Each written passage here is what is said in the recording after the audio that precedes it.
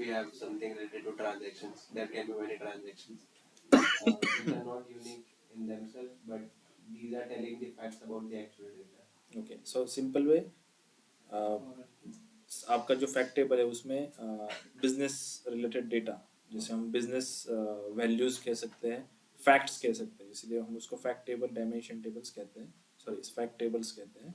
और dimension tables में mostly जो एट्रीब्यूट्स होते हैं, प्रॉपर्टीज होती है, वो प्रॉपर्टीज का एक अलग से टेबल्स बने हुए थे। जैसे मैं प्रोडक्ट का टेबल बोलूँ तो प्रोडक्ट के टेबल्स के अंदर उस पर्टिकुलर एक प्रोडक्ट के लिए एक रो मेंशन है वहाँ पे, यूनिक रो, क्योंकि प्रोडक्ट के टेबल में प्राइमरी की है एज प्रोडक्ट की, बट वही प्रोडक्ट की आपके फैक्ट टेबल्स में एज अ फॉरेन की यूज हुई है।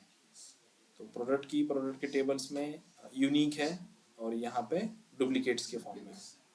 So we can say that आपका जो फैक्ट टेबल्स है वो contains multiple foreign keys in a duplicate manners, right. But जो डायमेंशन टेबल्स है उसमें प्राइमरी की होगा। ये समझ में आ गया?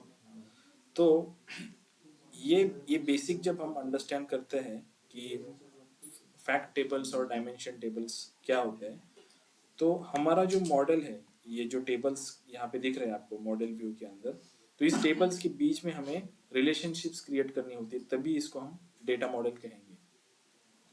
इसके बीच में रिलेशनशिप कैसे क्रिएट कर सकते हैं हम? जो कीज यहाँ पे यूज की हुई, जैसे कस्टमर का टेबल है और मेरा ट्रांजैक्शन टेबल है, मैं इसको ट्रांजैक्शन टेबल भी कह सकता हूँ, क्योंकि इसमें डेली जो ट्रांजैक्शन सबकी हो रही है सेल्स रिलेटेड, वो सारी रिकॉर्ड्स हो रही है इस टेबल्स के अंदर। तो कस्टमर टेबल्स और sales fact table, customer tables के अंदर भी सेम जैसे प्रोडक्ट टेबल के अंदर है, वैसे ही कस्टमर रिलेटेड इंफॉर्मेशन इस टेबल में, तो इसमें भी कस्टमर की एज अ यूनिक वैल्यू है या यूनिक है, और वही कस्टमर की यहाँ पे डुप्लीकेशन के फॉर्म में, क्योंकि ट्रांजैक्शन टेबल में अगर मैं देखूँ तो हो सकता है ना कि एक जो कस्टमर है वो मल्टीपल ऑर्डर्स दे, राइट। एक कस्टमर एक ऑर्डर नहीं तो नहीं देगा, या एक आइटम परचेस नहीं करेगा, मल्टीपल आइटम परचेस कर सकते हैं, मल्टीपल ऑर्डर दे सकता है।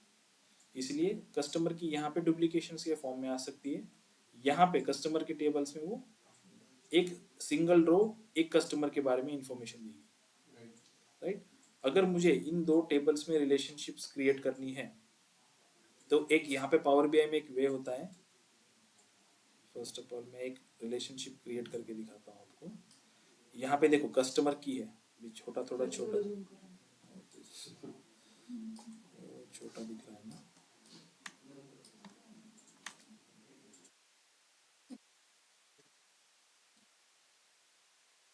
दिख रहा है?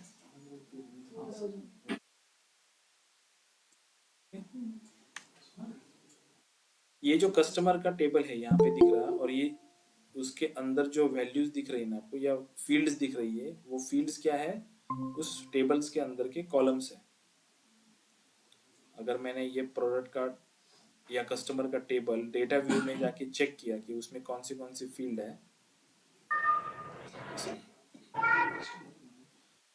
तो यहाँ पे कस्टमर की एज अ यूनिक की है, और उस पर्टिकुलर कस्टमर के रिगार्डिंग इंफॉर्मेशन यहाँ पे दी हुई है सारी, ठीक है।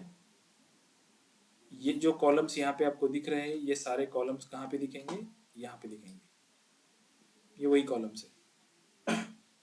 तो यहाँ पे कस्टमर की है एज अ यूनिक की, और यहाँ पे वो एज अ फॉरेन की है। तो मैं कस्टमर को इस कस्टमर के साथ कनेक्ट कर सकता हूँ। कैसे कर सकता हूँ? यहाँ से मैं उसको सेलेक्ट करके ड्रैग कर सकता हूँ और इस कस्टमर के ऊपर छोड़ सकता हूँ,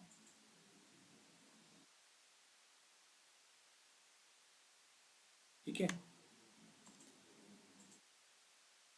अभी जस्ट ध्यान दो थोड़ा कि ये जो रिलेशनशिप बनी, यहाँ पे देखो कुछ एक ऐसा 1 करके आया है, और यहाँ पे कुछ स्टार करके आया है, और ये एक एरो इंडिकेट करता है।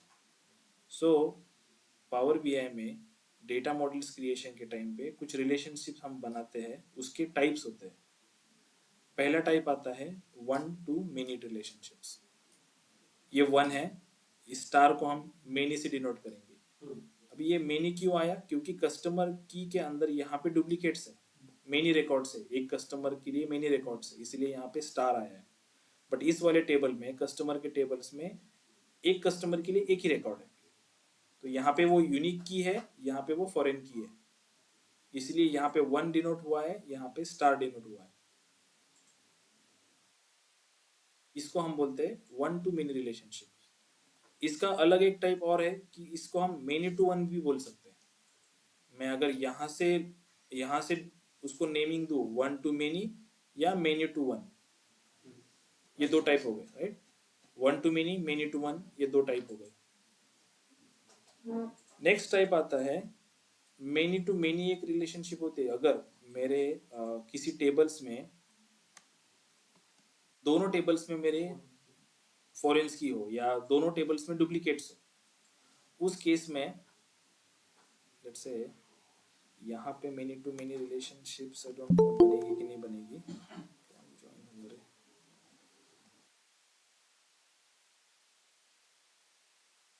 और many to many relationships generally हम अवॉइड करते हैं। पावर बीआई में जब डेटा मॉडल हम बनाते हैं तो मेनी टू मेनी रिलेशनशिप्स हम अवॉइड करते हैं। वो हमेशा आपको एक एम्बिग्यूटी रिजल्ट देगा, रिजल्ट रॉन्ग देगा वो। In case of a complex model, आपका मॉडल एकदम से कॉम्प्लेक्स है और आपको नेसेसिटी है बोथ डायरेक्शन रिलेशनशिप्स की या मेनी टू मेनी रिलेशनशिप्स की, तभी हम वो बनाते हैं। नहीं तो 1 to many रिलेशनशिप ही हम यूज करते हैं always, 1 to many relationship. Okay, so कुछ टाइप्स है इसके, तो वो टाइप हम देखेंगे कि क्या है टाइप्स। पहला हमने देखा 1 to many, सेकंड है मेनी टू मेनी, थर्ड है मेनी टू मेनी के बाद रहता है 1 to 1। 1 to 1 मतलब क्या कि दोनों टेबल्स में यूनिक वैल्यूज को वो कनेक्टेड है। किसी अभी जैसे सेल्स के टेबल्स में हमारे मल्टीपल्स या हम डुप्लीकेट्स बोल सकते हैं उसमें है। कस्टमर को अगर हमने कस्टमर की के साथ कनेक्ट किया हुआ है कस्टमर टेबल से सेल्स फैक्ट को, तो कस्टमर में वो जो कस्टमर की वैल्यू वो यूनिक है, वहाँ पे वो एज अ प्राइमरी की है, बट वो सेल्स फैक्ट की टेबल में एज अ फॉरेन की है, इसलिए 1 to many रिलेशनशिप फॉर्म हुआ। बट कई बार क्या होता है कि आप दो टेबल्स को कनेक्ट करते हो, बट उस दो टेबल्स में हो सकता है कि दोनों में भी यूनिक रिकॉर्ड हो। ये वाली कस्टमर की यहाँ पे भी 1 रिकॉर्ड शो करती है और दूसरे टेबल में भी वो 1 रिकॉर्ड ही शो करती है। तो ऐसे टेबल्स के बीच में जब रिलेशनशिप क्रिएट करोगे तो वो 1 1 दोनों साइड में डिनोट करेगी। इंस्टेड ऑफ स्टार वो क्या करेगी 1 1 डिनोट करेगी। यहाँ पे अगर इस टेबल्स में यूनिकनेस रहेगी, इसमें भी प्राइमरी की है, इसमें भी प्राइमरी की है वो, और मैं इसको कनेक्ट करूँ तो यहाँ पे भी 1 आएगा, यहाँ पे भी 1 आएगा। सो बेसिक ध्यान में क्या रखने का, रिलेशनशिप को जब मैं पढ़ रहा हूँ, अंडरस्टैंड कर रहा हूँ टेबल्स की रिलेशनशिप को, तो जिस साइड मेरा 1 रहेगा उस साइड में यूनिक डेटा रहेगा, जिस साइड में मेरा स्टार रहेगा उस साइड में मिनी डेटा रहेगा। और मैं ये कह सकता हूँ कि स्टार जिसको है वो मेरा ट्रांजैक्शन टेबल है, 1 जिसको है वो मेरा डायमेंशन टेबल है। सिंपल, ठीक है।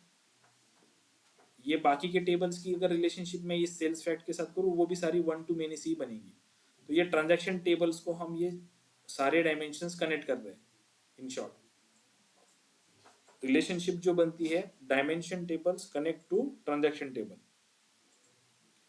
ऐसा ऐसा मतलब उसके भी टाइप्स होते हैं, दो टाइप्स होते हैं रिलेशनशिप्स के। ये जो मॉडल हम बनाते हैं इसके दो अलग से टाइप बनते हैं। पहले रिलेशनशिप खत्म करेंगे, उसके बाद हम मॉडल देखेंगे कि कौन से टाइप है, और उसके बाद फिर हम एक्चुअल रिलेशनशिप बनाएंगे टेबल्स के बीच में।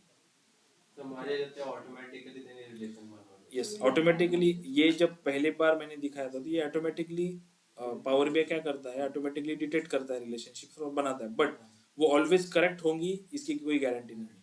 So better way, best way कि ये सारी रिलेशनशिप आप डिलीट करो और आप खुद से टेबल्स के बीच में रिलेशनशिप बनाओ। मैं बताता हूँ डिलीट कैसे करना है। अभी मान लो कि ये रिलेशनशिप मैंने बनाई है, ये मुझे डिलीट करनी है, तो मैं इसके ऊपर राइट क्लिक करता हूँ। यहाँ पे दो ऑप्शन आएंगे, डिलीट, प्रॉपर्टीज।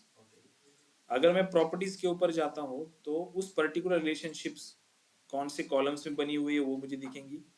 इस चीज में आप उसको चेंज भी कर सकते हैं। मान लो कि कस्टमर की आपने यहाँ पे कनेक्ट किया था और मुझे किसी और कॉलम के साथ रिलेशनशिप बनानी है उसकी, तो इस उसको प्रॉपर्टीज में जाके आप चेंज कर सकते हो। लेकिन वो भी अगर मैं कस्टमर की यहाँ पे सिलेक्ट कर रहा हूँ और यहाँ पे मैंने ईमेल एड्रेस सेलेक्ट किया, ठीक है, तो इससे मैंने ईमेल एड्रेस सेलेक्ट किया और मैं उसको ओके देखते हैं क्या होता है। वो भी 1 to many हो गई, क्योंकि ट्रांजैक्शन टेबल्स में हो सकता है कि जो ईमेल एड्रेस है वो भी रिपीट हो सकता है ना, ईमेल एड्रेस रिपीट हो सकता है कि नहीं? अरे बट उसके लिए कस्टमर अरे की अभी इमेजिन कर, तूने अमेज़न से एक साथ 2 पार्सल ऑर्डर किए, तो दोनों पार्सल में जो ऑर्डर डिटेल बोल रहा हूँ मैं। ऑर्डर डेटा होगा पर ईमेल आईडी एक ही रहेगा। ईमेल आईडी एक email ID रहेगा, save बट होगा, तो तुम्हारा जो ऑर्डर्स है, 2 ऑर्डर्स रहेगा तो 2 रो में वो सेव होगा ना, हाँ, तो डेटा भी तुम्हारा ट्रिप्लिकेट होगा ना वहां पे। ईमेल एड्रेस 2 रो में ऐसे नहीं होगा कि पहली सेल में ईमेल एड्रेस होगा और दूसरी सेल में एम्प्टी होगा, दूसरी सेल में भी ईमेल एड्रेस ही होगा आपका। दैट्स द रीजन कि हम लोग एक साथ 4 प्रोडक्ट भी होंगे ना, वो अलग-अलग डेट्स पे आते हैं क्योंकि सर तुम्ही ते कस्टमर मधून कस्टमर की अशी ड्रॅग केली आणि इकडे ड्रॉप केली सेल्स हा, मी सांगतो. इकडून ड्रॅग अँड ड्रॉप केलं तर change चालेल चालेल चालेल, काही प्रॉब्लेम नाही त्याला. आता जर मला ही रिलेशनशिप डिलीट करायची आहे तर मी काय करणार, याला डिलीट करणार. या इथे मला एक पॉपअप येईल डिलीट करायची आहे, डिलीट करू शकतो. जर आपण इकडनं इथे नेली तरी पण 1 to मेनीच रिलेशनशिप क्रिएट होणार आहे. त्यांनी काय फरक पडत नाही तुम्ही कुठल्या टेबल्सने घेता येते.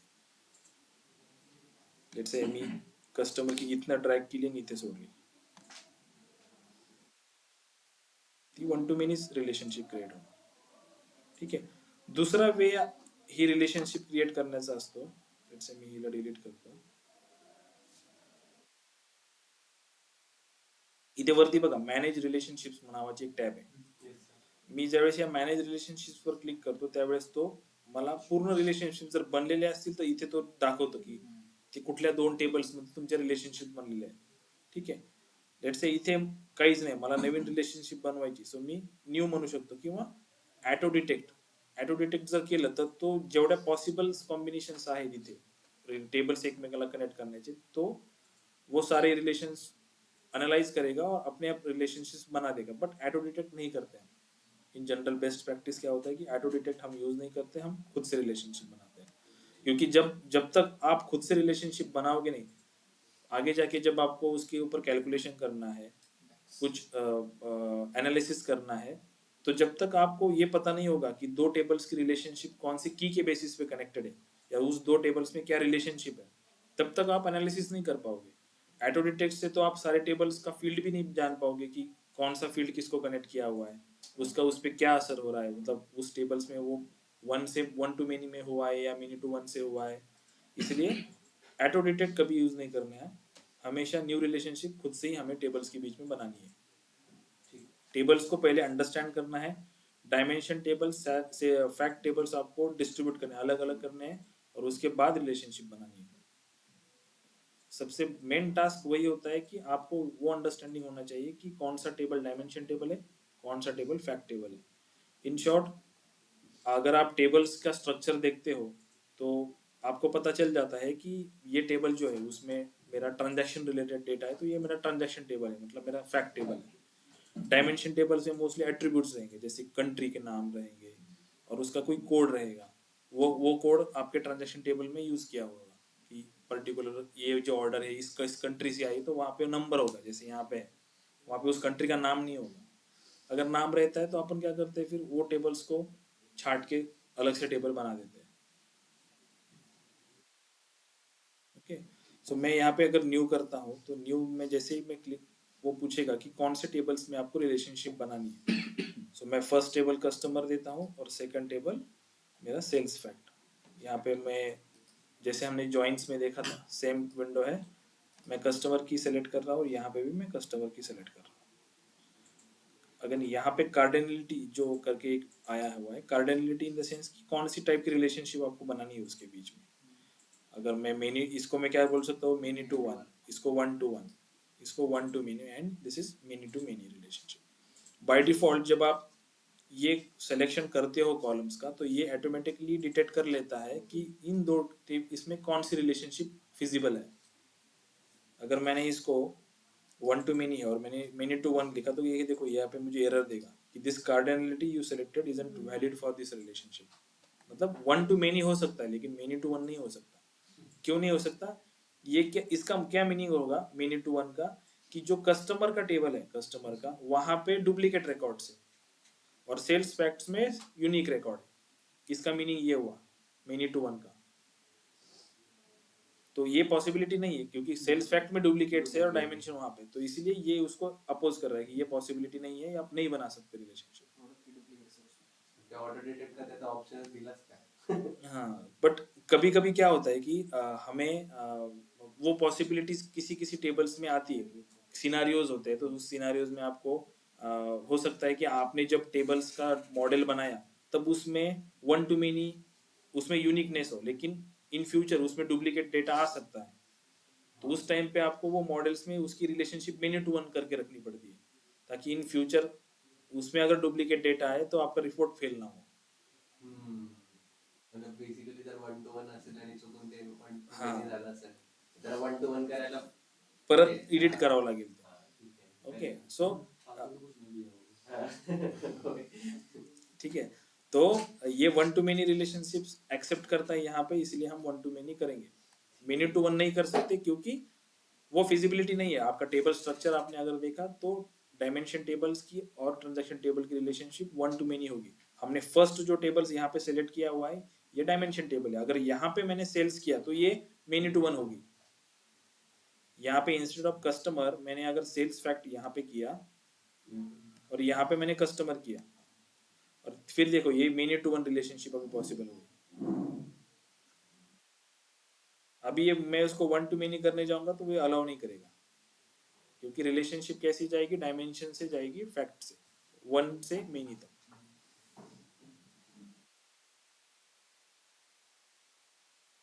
तुला सांगशील आहे सगळ्याला ऍडजस्ट व्हायला कसला आहे तुझीच पाहिजे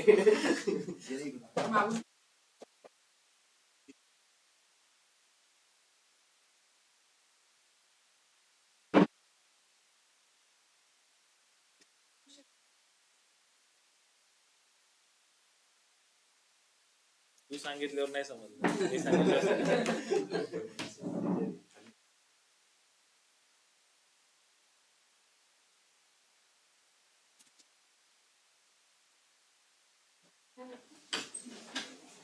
ठीक है। सो इसके बीच का लॉजिक समझ में आ गया कि सेल्स फैक्ट और कस्टमर इन दोनों के बीच में मैंने अगर फर्स्ट टेबल मेरा फैक्ट टेबल कंसिडर किया हुआ है और सेकंड टेबल मेरा डायमेंशन टेबल है, तो रिलेशनशिप कैसी बनेगी, ये One to जी- many. नहीं, मेनी टू वन बनेगी। अच्छा हाँ जर वाइस वर्सा गेलं हाँ, अगर मैंने फर्स्ट टेबल मेरा डायमेंशन रखा है और सेकंड मैंने ये रखा है फैक्ट रखा है, तो वन टू मेनी बनेगी। ठीक है, सर उलट ना डायनामिक खाली आहे ना, आणि सेल्स वरती आहे, आय मीन फॅक्ट वरती आहे, मग ते मेनी टू हा, करतात मेनी टू वन म्हणून मेनी टू वन बनेल, आता पॉसिबल बनेल, पण आता वन टू मेनी नाही पॉसिबल होणार, कारण डायमेन्शन टेबल वरती ना। जर मी इथे डायमेन्शन टेबल, इथे सॉरी इथे फॅक्ट टेबल आहे, इथे जर डायमेन्शन टेबल ठेवला आणि खाली फॅक्ट टेबल ठेवला तर हे कसं होणार, one to many. So can we keep both the like can I duplicate the customer table? हाँ, डुप्लीकेट द कस्टमर टेबल आप कर सकते हो One डुप्लीकेट to आता जर पण मॉडेल मध्ये तर एकच customer table and I am trying to inculcate the same table over here. So will it show one to one here? एक नवीन कस्टमर टेबल जर क्रिएट केला परत आणि दोन कस्टमर एकमेकाला कनेक्ट केले तर ते वन टू वन होईल। अच्छा ओके असं डिरेक्ट असं काय होतं पण नेसेसिटी काय आहे, कस्टमर टेबल का हवा आहे तिथे, कारण जी इन्फॉर्मेशन हा कस्टमर टेबल देतोय तीच इन्फॉर्मेशन दुसरा पण देणार आहे। सो ते अननेसेसिटी टेबलचा लोड, टेबलची साईज वाढणार, तुमच्या रिपोर्टची साईज वाढणार आणि रिपोर्ट रिफ्रेशिंगला टाइम घेणार। सर मला तिथे सगळं द्यायला दाखवलंय वन टू वन सगळे व्हॅल्यू सिलेक्ट सगळे ऑप्शन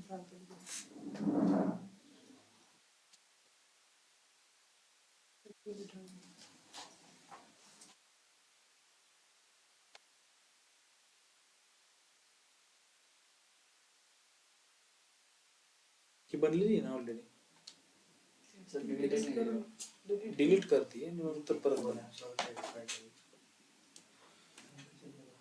ठीक आहे, कार्डिनलिटीचे टाइप समजले, one to many, many to one, many to many आणि वन टू वन। आपको ये इंटरव्यू में पूछेगा कि what is cardinality, what type of relationships in available in power BI, ये क्वेश्चन पूछते हैं। तो आपको ये टाइप्स बताने होंगे, टाइप्स के साथ थोड़ा एक्सप्लेनेशन भी देना है कि वन टू मेनी रिलेशनशिप कब पॉसिबल होता है, मेनी टू मेनी कब पॉसिबल होता है, और वन टू वन कब पॉसिबल होता है। ठीक है, Got it, sir. ये कार्डिनलिटी के बाद देखो इसके सामने एक और ऑप्शन है कि क्रॉस फिल्टर डायरेक्शन जो है, यहाँ पे सिंगल लिखा हुआ है और बोथ, सिंगल और बोथ ऐसे दो ऑप्शंस हैं।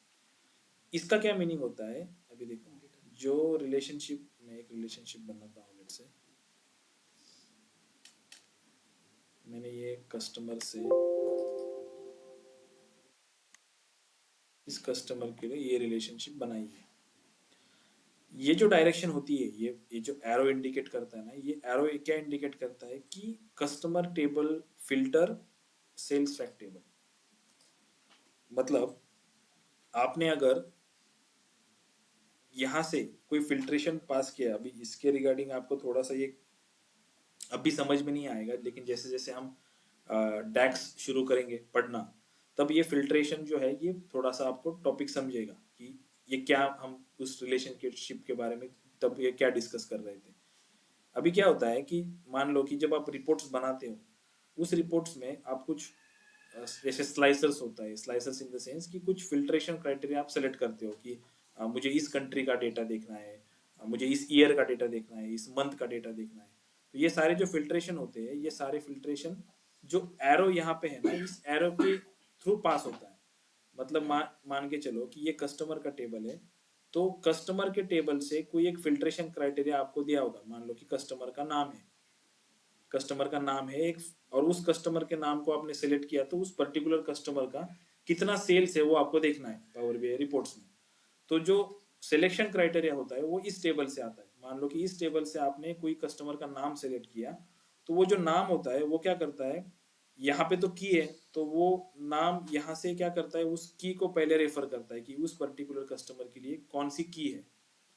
वो की क्या करती है, इस पर्टिकुलर रिलेशनशिप के थ्रू और इस डायरेक्शन से इस सेल्स फैक्ट में पास होती है और इस टेबल को फिल्टर करती है। इस टेबल को फिल्टर करने के बाद जो आउटपुट निकलता है उसको एग्रीगेट करके वो आपको आउटपुट देती है कि for example for this customer sales की वैल्यू इतनी है। ये होता है इंटरनल जो आपका फिल्टर पास होता है। ये इसको हम फिल्टर कॉन्टेक्स्ट भी बोलते हैं कि एक टेबल से दूसरे टेबल्स में थ्रू दिस रिलेशनशिप्स और दिस डायरेक्शन आपका फिल्टर पास होता है। इसको फिल्टर कॉन्टेक्स्ट बोलते हैं। ये भी इंटरव्यू में पूछते हैं कि what is row context, what is filter context. Filter context क्या होता है कि डायमेंशन टेबल से फैक्ट टेबल्स में जो रिलेशनशिप्स आपने क्रिएट की हुई है, उस रिलेशनशिप के थ्रू जो डायरेक्शंस यहाँ पे है, let's say one to many है, तो वन साइड से लेके मेनी साइड तक जो फिल्ट्रेशन है as per our selection in the slicers और in the DAX, whatever we select in the dimension table, this filtration criteria pass through this relationship into the sales fact or fact table or transaction table through the relationships that we created. इस relationship जो हमने create किया है, इस relationship के through जो filter आपने select किया हुआ है वो पास होता है और इस ट्रांजैक्शन टेबल को फिल्टर करके आपको रिजल्ट देता है। इसको हम फिल्टर कॉन्टेक्स्ट बोलते हैं, इस कंसेप्ट को। ये बैकएंड में परफॉर्म होती है।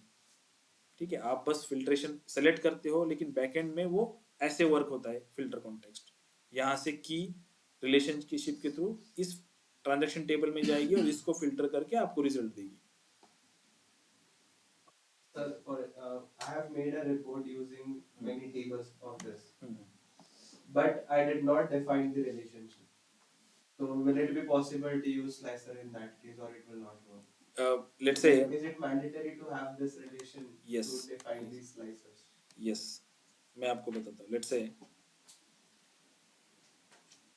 इसको डिलीट कर दे, राइट। अभी हमारे मॉडल्स में कोई भी रिलेशनशिप नहीं है।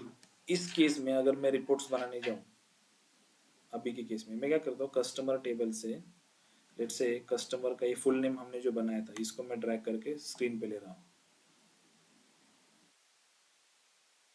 वो एक लिस्ट मुझे यहाँ पे देगा कि कौन से कस्टमर मेरे पास है। ठीक है, यहाँ पे एक विजुअल होता है अपना स्लाइसर्स, जिसको मैं सिलेक्शन क्राइटेरिया में कन्वर्ट करता हूँ इसको, कि मैं टिक कर सकता हूँ कि मुझे कौन सा कस्टमर की डिटेल्स देखनी है। ठीक है। अभी इस पर्टिकुलर कस्टमर का रिलेटेड सेल्स कहाँ पे है? मेरे सेल्स के टेबल में, राइट? सेल्स के टेबल में उसका डेटा है यहाँ पे। हम ये ऑर्डर क्वांटिटी है, हम ये जानना चाहते हैं कि उस पर्टिकुलर कस्टमर ने कितनी क्वांटिटी ऑर्डर की है। ऑर्डर क्वांटिटी का टेबल, मेरा जो कॉलम है वो इस टेबल में, सेल्स फैक्ट के टेबल में। अभी इन दोनों में मेरे पास कोई रिलेशनशिप नहीं है, राइट?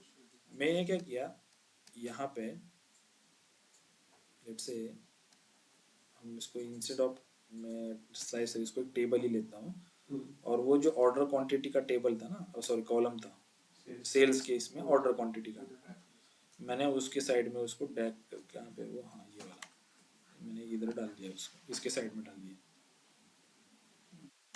ठीक है, ये देखो ये अभी क्या वैल्यू दे रहा है, ये आपको उस ऑर्डर क्वांटिटी का समेशन दे रहा है। अगर मैंने सेल्स पैक के टेबल को जाके ये ऑर्डर क्वांटिटी का अगर सेलेक्ट किया ना, ठीक है ना, तो ये इसकी पूरी समेशन दे रहा है आपको, लेकिन उसको डिस्ट्रीब्यूट नहीं कर रहा है उस कस्टमर वाइज। जैसे ये एबी राना ये कस्टमर है, उसका जो रिजल्ट है वो सभी का सेम रिजल्ट है और टोटल भी सेम ही है। तो ये रिलेशनशिप की वजह से पॉसिबल हो पाता है। अभी देखो, अगर मैंने इन दोनों में कस्टमर और इसमें रिलेशनशिप जो थी ना, अगर मैंने वो डिफाइन कर दिया, अभी ये कस्टमर को इसके साथ मैंने कनेक्ट कर दिया, ठीक है, और यहाँ पे देखो, याच्यासाठी रिलेशन इसके लिए रिलेशनशिप जरूरी होती है। अगर इस केस में मैंने अभी मान लो कि मैंने एक और स्लाइसेस ले लिया, कस्टमर का जो नाम है, फुल नेम,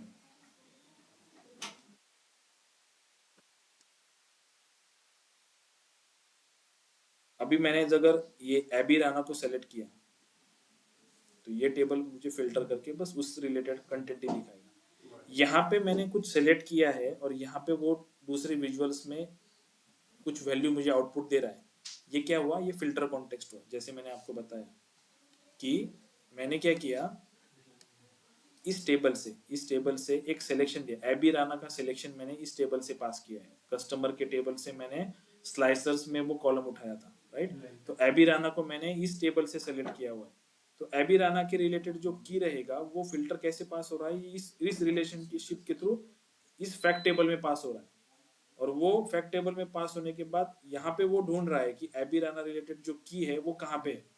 तो यहाँ के कस्टमर की को वो फिल्टर आउट कर रहा है और उतना ही डेटा कस्टमर की का, वो उतना ही डेटा मुझे फिल्टर आउट करके उसका एग्रीगेट करके दे रहा है कि 6 क्वांटिटी का ऑर्डर उसने किया था। This is called filter context. जो मैंने एक्सप्लेन किया वैसे ही करने का। यस यस, तुमच्या ओन लँग्वेज मध्ये तुम्हाला जी कन्सेप्ट समजते ती तुम्ही एक्सप्लेन करा. Did not to use technical language.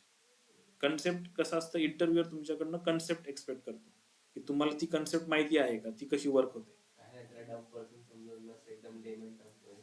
हा, सिंपल सिंपल.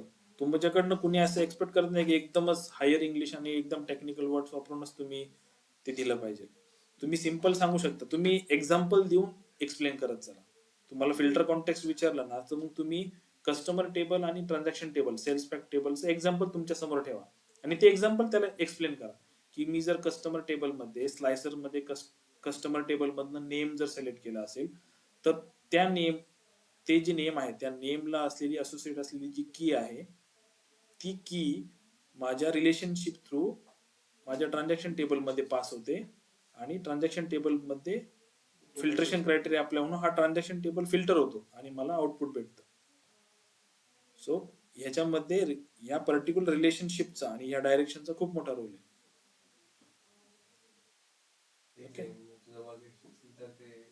तुझ्या वर्क मध्ये कुठे यूज केलं, कसं यूज केलं ते एक्सपेक्ट करतात. ओके, आता डिपेंड करतं की सपोज तुम्ही ज्यावेळेस इंटरव्ह्यू देता, तुमची एक्सपर्टीज किती आहे त्या बेसिसवर, रिलेशनशिप्सवर तुम्हाला क्वेश्चन विचारतील. तुम्ही जर ॲज अ फ्रेशर म्हणून देत असाल इंटरव्ह्यू तर तुम्हाला ते टाईप्स विचारतील आणि ॲज अ एक्सपिरियन्स म्हणून देत असाल तर त्याच्यावर तुम्ही सिनारिओ विचारतील की तुम्ही कुठल्या सिनारिओवर काम केलेलं आहे, तुम्ही मेनी टू मेनीच्या सिनारिओवर काम केलंय का, जर केलं असेल तर काय वेज आहेत many to many relationship handle करण्याचे, कसं तुम्ही टॅकल केली होती सिच्युएशन, हे तुम्हाला एक्सपिरियन्स लेवलच्या इंटरव्ह्यू मध्ये विचारतात scenarios. Okay, but as a fresher तुम्हाला फक्त टाइप्स ऑफ रिलेशनशिप्स विचारतील की कुठल्या कुठल्या टाइपचे रिलेशनशिप्स असतात, तुम्हाला कुठल्या टाइपचे रिलेशनशिप माहिती आहे, मग 1 to many रिलेशनशिप्स काय असतं, त्याच्यामध्ये कुठले टेबल्स यूज होतात, मग फॅक्ट टेबल्स काय असतो, डायमेन्शन. तुम्ही जसं जसं इंटरव्ह्यूअरला आन्सर देत जाता नवीन क्वेश्चन्स त्याच्यातूनच क्रिएट होत जातात. ओके, सो ठीक है, म्हणजे फर्स्ट तुम्ही जे आंसर देता उसी के बेसिस पे वो नेक्स्ट क्वेश्चन पूछता है. सो आंसर भी ऐसा देने का कि नेक्स्ट क्वेश्चन हमें पता हो. Okay. आत्ताच एक्झाम्पल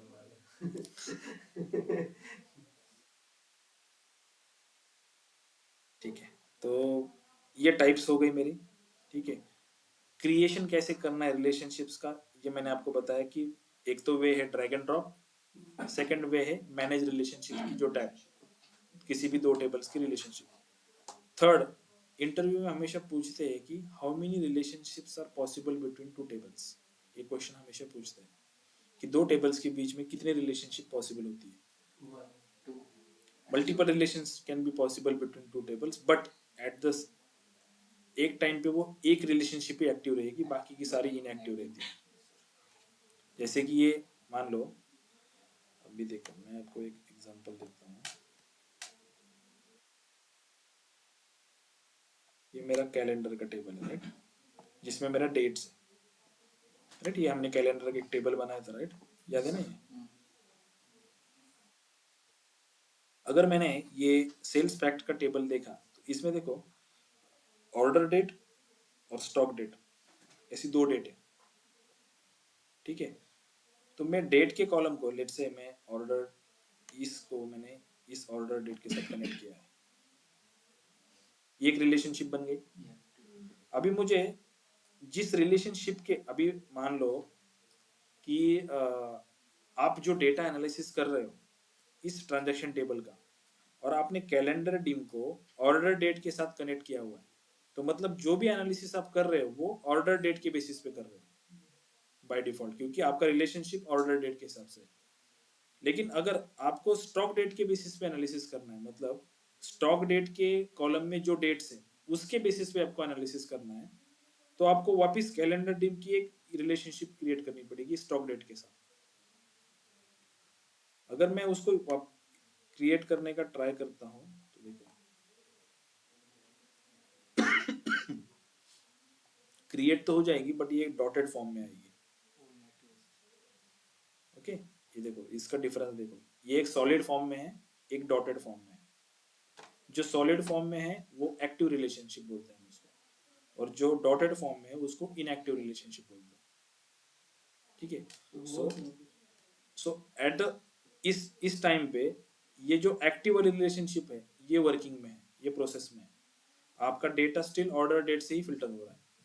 अगर आपको स्टॉक डेट से फिल्टर करना है तो आपको ये वाली रिलेशनशिप जो है ये एक्टिव करनी पड़ेगी और इसको इनएक्टिव करना पड़ेगा.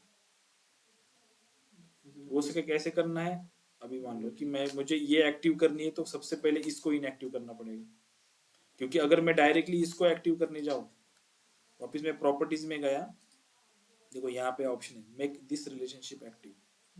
इसको मैंने अगर क्लिक किया तो वो क्या बोलेगा कि इस दो टेबल्स में ऑलरेडी एक रिलेशनशिप एक्टिव है, पहले उसको डिलीट करो या उसको इनएक्टिव करो, बाद में इसको एक्टिव करो. तो पहले मुझे क्या करना पड़ेगा, इसको इनएक्टिव करना पड़ेगा. बट जर आपलं बेसिकली प्रायमरी नेहमी जर अचीव होत आहे तर मग असं दोन रिलेशन बनवायची गरजच काय. नाही, आता सपोज कसं असतं की लेट्स से कि ऑर्डर डेट्स के साथ हमारी एक रिलेशनशिप है, तो हम ऑर्डर डेट के हिसाब से उस ऑर्डर डेट की से हमें इंफॉर्मेशन क्या मिलती है कि हमने किस डेट पे क्या ऑर्डर किया था, बराबर. लेकिन एक और मान लो कि रिटर्न का टेबल है अपने पास और उसमें रिटर्न की डेट है, तो उसमें क्या पता चलेगा कि किस डेट को आपने रिटर्न किया है. तो ऑर्डर डेट से तो पता नहीं चलेगा वो. तो इसलिए वो ड्यूअल कैलकुलेशन के लिए हमें वो रिलेशनशिप्स ऐसी इनएक्टिव वाली बना के रखनी पड़ती है, और कैलकुलेशन के टाइम पे डेक्स में हम इस इनएक्टिव रिलेशनशिप का यूज करते हैं. ठीक है, ऐसे हम ऐसे नहीं करते बैठते कि अभी हमें रिटर्न लेना है तो अभी ये एक्टिव करो वापस दूसरी इनएक्टिव करो। मॉडल्स में एक ही एक्टिव रहेगी, बाकी की इनएक्टिव रहेगी, लेकिन जो इनएक्टिव रिलेशनशिप है यूजिंग डैक्स हम उसको यूज करेंगे कैलकुलेशन में। तो उस पर्टिकुलर कैलकुलेशन को परफॉर्म करने के लिए ही वो रिलेशनशिप सिर्फ एक्टिव बनती है, वापस से वो इनएक्टिव बन जाती है automatically. Is there any such function in Excel? Not sure, Excel का तो इतना नहीं अपने को। आपका हुआ है ना एक्सेल क्लास, हुआ है ना एक्सेल का? उसमें ऐसा कुछ बताया नहीं, एक्सेल में आप थोड़ी ना कुछ मॉडल वगैरह बनाते हो, नहीं? एसक्यूएल में बनाते हो, एसक्यूएल में बनता है मॉडल आपका। अच्छा, SQL. So we can have this relation. हाँ, ये सेम ये जो कंसेप्ट है ना वन टू मेनी, वो सेम वहाँ पे एसक्यूएल हाँ, से। one to many उसमें अच्छा वो schemas के through सीधा हाँ अपन. हाँ, But then we have to define a query for that और असं usually करू शकतो. विजुअली पण करतात।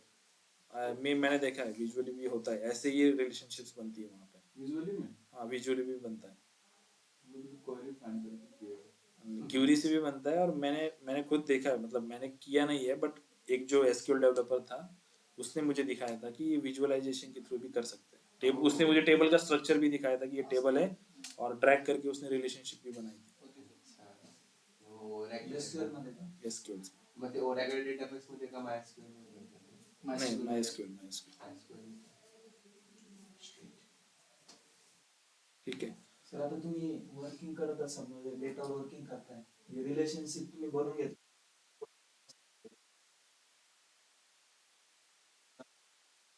तर मग चालू मध्ये पण बनवा. हो, चालू मध्येच बनवायचं असतं, ते डेव्हलपमेंट आहे. तीच डेव्हलपमेंट आहे ना। आता सपोज तुम्ही डेव्हलप करताय, पण तुम्हाला नंतर वाटलं की अरे नाही, मी ही रिलेशनशिप जी बनवली याने मला रॉंग रिझल्ट भेटतोय, की सपोज ऍग्रिगेटेड डेटा मला एक्सपेक्टेड आउटपुट माझं सपोज 8 आहे आणि मला भेटते 10, सो कुठेतरी प्रॉब्लेम आहे।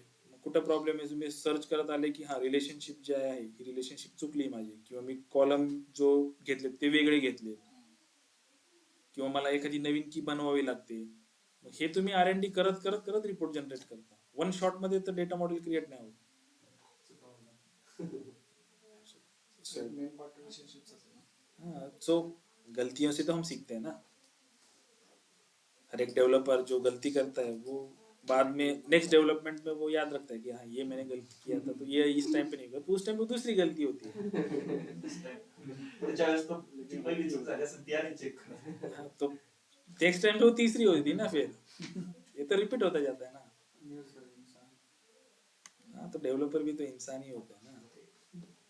ठीक है, आणि सामने वाला भूल जाता है फिर गाना देते. ठीक है।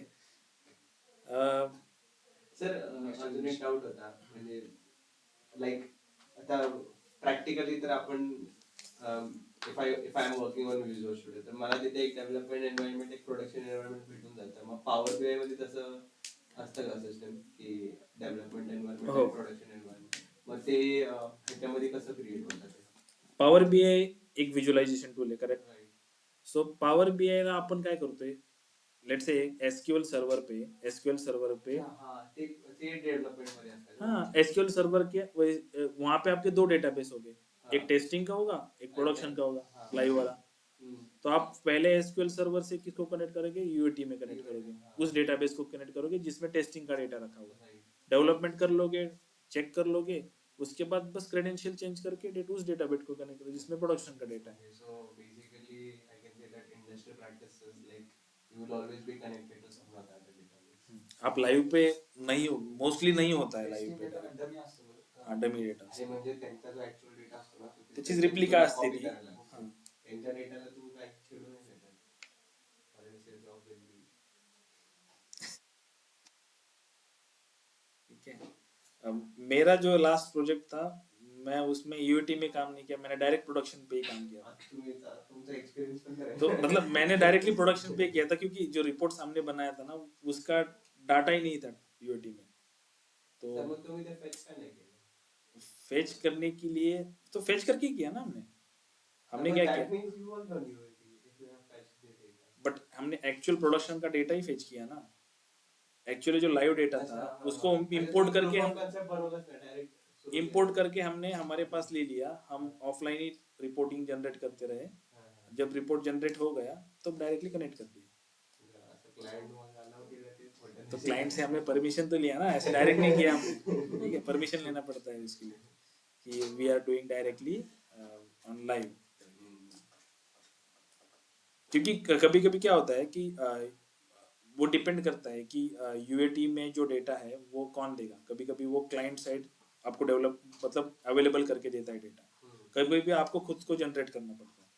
बट कभी कभी डेटा की कॉम्प्लेक्सिटी बहुत होती है, बहुत सारे टेबल्स होते हैं, तो हम ये प्रेफर करते हैं कि क्लाइंट को कि आप ही डेटा दे दो हमें, कि आपको कौन से स्ट्रक्चर में डेटा चाहिए, कैसा डेटा चाहिए, उस हिसाब से। क्योंकि टेबल का स्ट्रक्चर हमसे ज़्यादा क्लाइंट को उसका पता होता है कि कौन से टेबल्स वो ज़्यादा यूज़ करते हैं, कौन से नहीं करते। तो एक बार वो मिल जाए आपको तो आप आराम से डेवलपमेंट कर सकते हैं। तो मेरे केस में वो नहीं था, वो हम बहुत डेटा बहुत था, टेबल्स बहुत थे, इसीलिए वो क्लाइंट ने हमें बोला कि आप डायरेक्ट प्रोडक्शन से ही ले लो डाटा, तभी हमने लिया। बट ये ऐसे इनडायरेक्टली हम नहीं ले सकते डायरेक्टली डेटा प्रोडक्शन से, वो इलीगल होता है। ठीक है, ये सर कंसेप्ट समझ में आ गया? हाँ हेलो, बोलो। असं ते मला माहित नाही आहे कंपनीमध्ये असं डेव्हलपमेंट आणि प्रोडक्शन डिपार्टमेंट काय असतं ते मला थोडंसं एक्सप्लेन करता का? हे बघ, आता कसं असतं माहितीये का, आता लेट से आपण गेट डेटा मधनं डेटा सोर्सला कनेक्ट करतो वेगवेगळ्या। आता या केसमध्ये कसं असतं की तुला एसक्यूएल माहिती आहे का? एसक्यूएल वर काम केलंय का तू? म्हणजे काम इन द सेन्स की एसक्यूएल माहिती आहे का काय असतं? Yes sir, yes sir. हा, तर एसक्यूएल मध्ये तू ज्या वेळेस डेटाबेस क्रिएट करतो आपण एसक्यूएल मध्ये, बरोबर? एसक्यूएल मध्ये येस डेटाबेस येस. क्रिएशन माहिती है ना तुम्हाला? हाँ लेट से येस मैंने सर ते लेट से कि उस एसक्यूएल सर्वर जहाँ पे क्लाइंट का डेटा रखा हुआ है, वहां पे एक डेटाबेस होता है जिसमें क्लाइंट का एक्चुअल डेटा होता है प्रोडक्शन का, टेबल्स के फॉर्म में। ठीक है, वहां पे दूसरा एक ओके डेटाबेस होता है टेस्टिंग का, जिसमें डमी डेटा होता है। ओके दो डेटाबेस वहां पे होते हैं, एक में डमी डेटा होता है, एक में एक्चुअल डेटा होता है प्रोडक्शन का।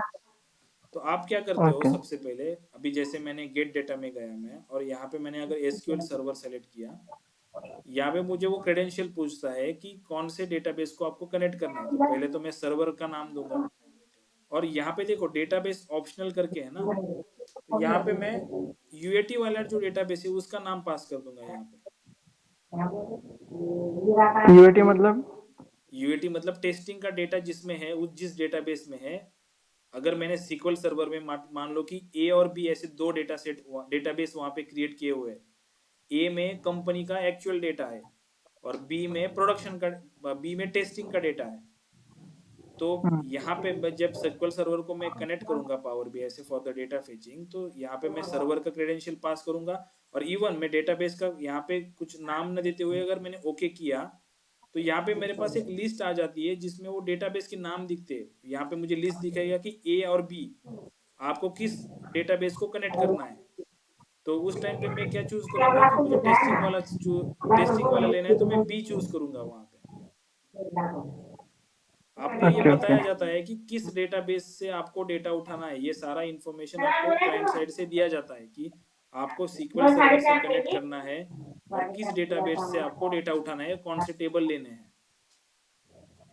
ये सारी इंफॉर्मेशन आपको दी जाती है, तभी आप कनेक्ट कर पाते हो, डायरेक्टली नहीं देते आपको ब्लाइंडली कुछ भी। तो जब भी जेव्हा पण आपण ते पॉवर बीआय मध्ये काम करतो तेव्हा तर आपल्याला डुप्लिकेट डेटा येऊनच करत असतो का? म्हणजे दोन टाईपचे डेटा असतात का तिथं, ऍक्च्युअल आणि डुप्लिकेटचे?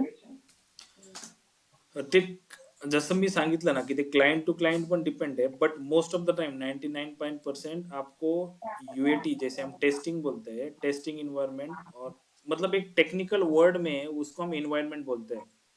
इन जनरल प्रैक्टिस आईटी में एक एनवायरनमेंट जो वर्ड होता है वो किस लिए यूज होता है कि आप क्या बोलेंगे उसको, आप किस डेटाबेस को कनेक्टेड है, किस डेटा सोर्स को कनेक्टेड है। आप टेस्टिंग वाले डेटा सोर्स को कनेक्टेड हो, या आप प्रोडक्शन वाले डेटा सोर्स को कनेक्टेड हो। इन शॉर्ट ब्रॉडर वे में उसको हम एनवायरनमेंट बोलते हैं कि आप किस एनवायरनमेंट को कनेक्ट हो, टेस्टिंग एनवायरनमेंट को कनेक्ट हो या प्रोडक्शन एनवायरनमेंट को कनेक्ट हो। तो दोनों जो डेटा सोर्स है या डेटा बेस है, ये कंपनी के साइड से क्रिएट होते हैं। कंपनी ने जब उनको रिपोर्ट्स डेवलपमेंट करनी है, तो पहली वो टेस्टिंग वाला डेटा रेडी करके ही रखता है। जो भी डेवलपमेंट होता है वो टेस्टिंग वाले डेटा पे ही होता है और बाद में हम प्रोडक्शन पे जस्ट कनेक्ट करते हैं, कनेक्शंस करते हैं। बट एक्चुअल डेवलपमेंट जो होता है वो टेस्टिंग एनवायरनमेंट में ही होता है। वहीं पे आप टेस्ट कर पाओगे ना। कुछ भी मान लो, डायरेक्टली आपको किसी भी प्रोडक्शन का डायरेक्टली एक्सेस नहीं दिया जाएगा। कुछ आपने रिपोर्ट्स में यहाँ पे कर दिया और उनका प्रोडक्शन का डेटा क्रैश हुआ या उनका डेटाबेस करप्ट हो गया, तो फिर उसका जिम्मेदारी कौन लेगा, राइट? सो जो भी करते हैं हम टेस्टिंग में ही करते हैं।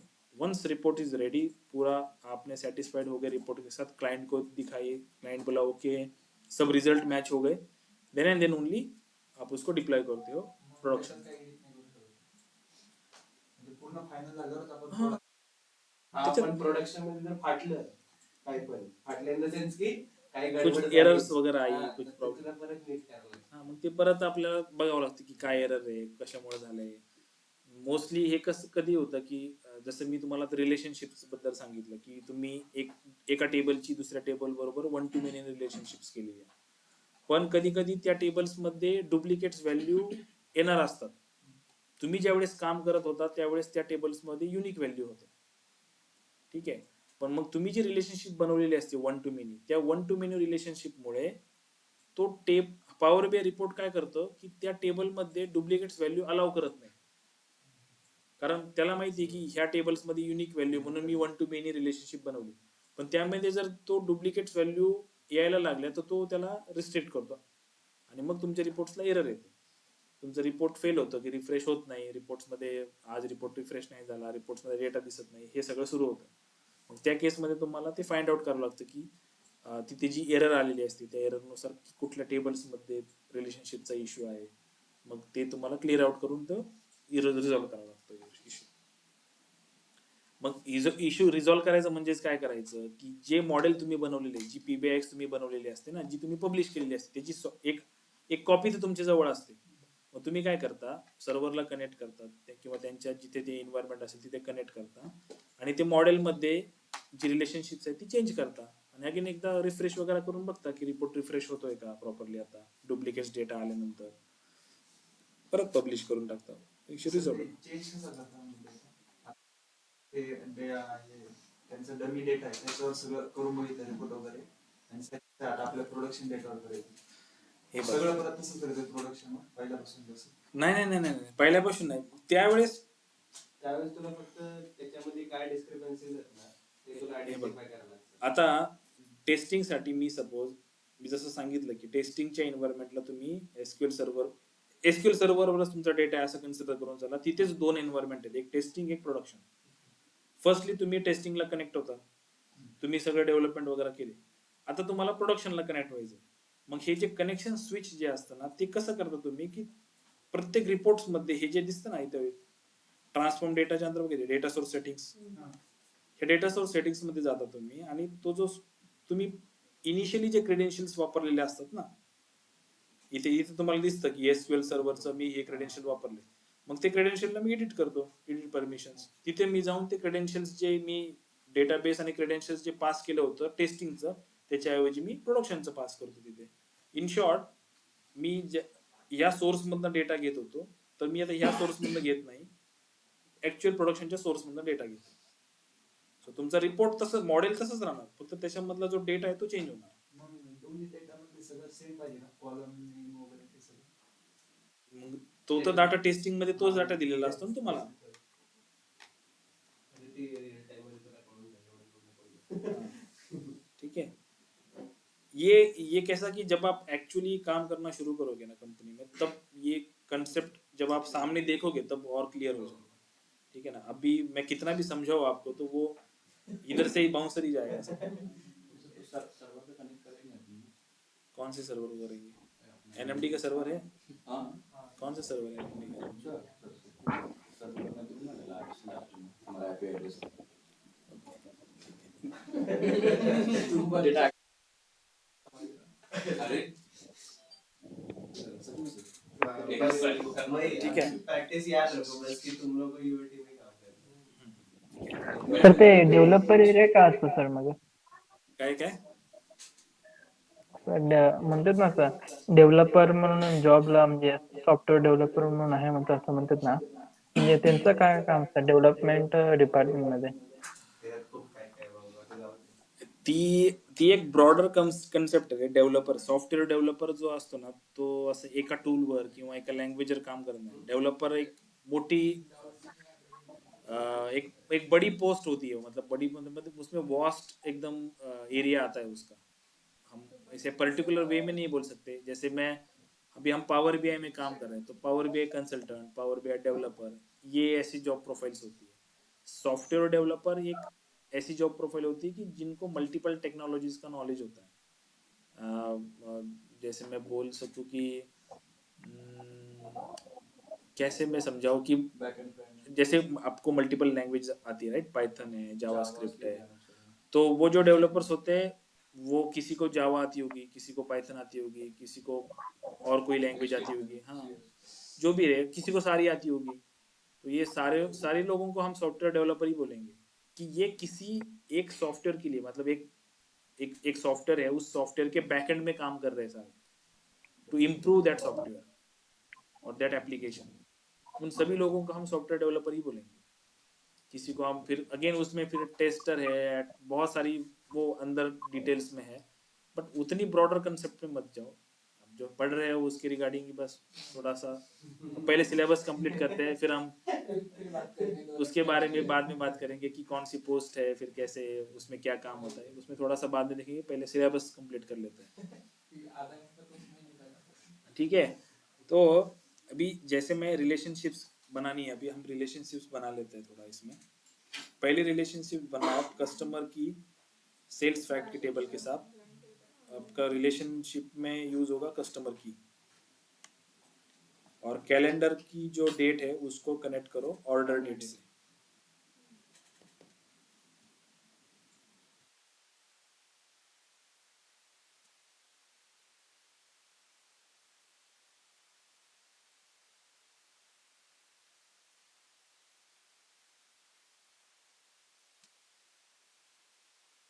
देखो ये यहाँ की डेट और यहाँ की रिटर्न डेट को मैं कनेक्ट कर सकता हूँ इस रिटर्न वाले टेबल्स में कौन सा डेटा है कि किस पर्टिकुलर कस्टमर ने कौन सी प्रोडक्ट को रिटर्न किया है कौन सी डेट को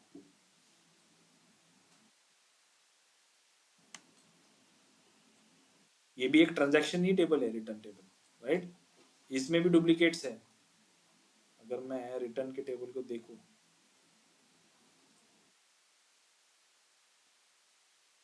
रिटर्न्स देखो यहाँ पे रिटर्न डेट है टेरिटरी की है टेरिटरी इन द सेंस कि कौन से रीजन वाइज है यहाँ पे और उस पर्टिकुलर यहाँ पे देखो प्रोडक्ट का की भी डुप्लीकेट है टेरिटरी की भी डुप्लीकेट्स है अगर मैंने टेरिटरी की 9 लेट से मैंने 9 को सेलेक्ट किया यहाँ पे देखो ये पूरा डुप्लीकेट्स है यहाँ पे मेरा प्रोडक्ट का की भी डुप्लीकेट दिख रहा है कि 477 यहाँ पे भी है यहाँ पे भी है so, ये भी एक ट्रांजैक्शन टेबल है आपका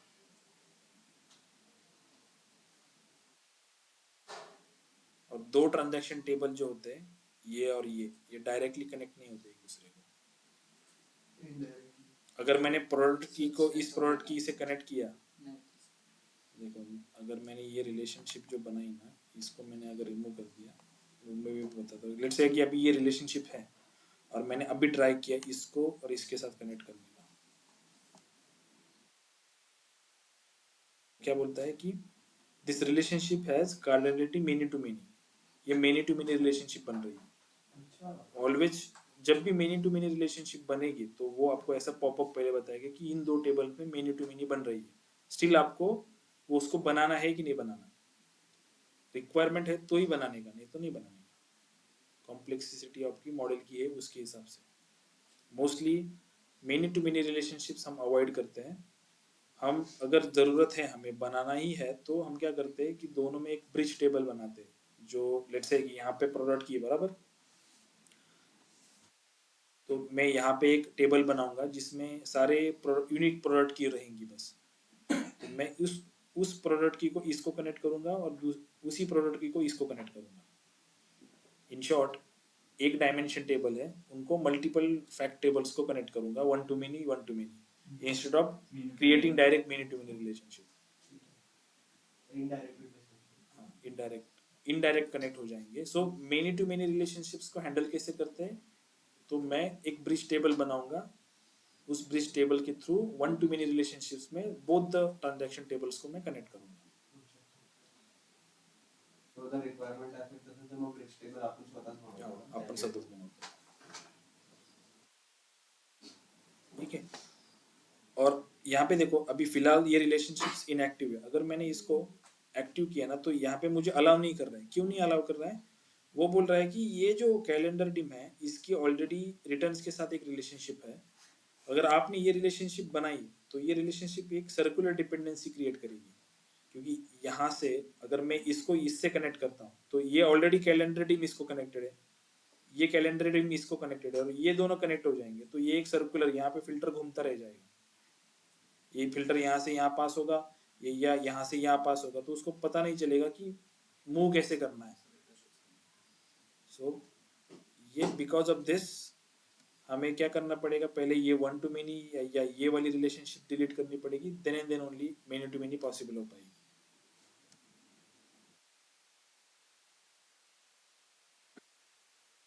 आणि रिटर्न मध्ये जनरेट होते रिलेशनशिप प्रोडक्ट टू प्रोडक्ट. करेंगे करेंगे.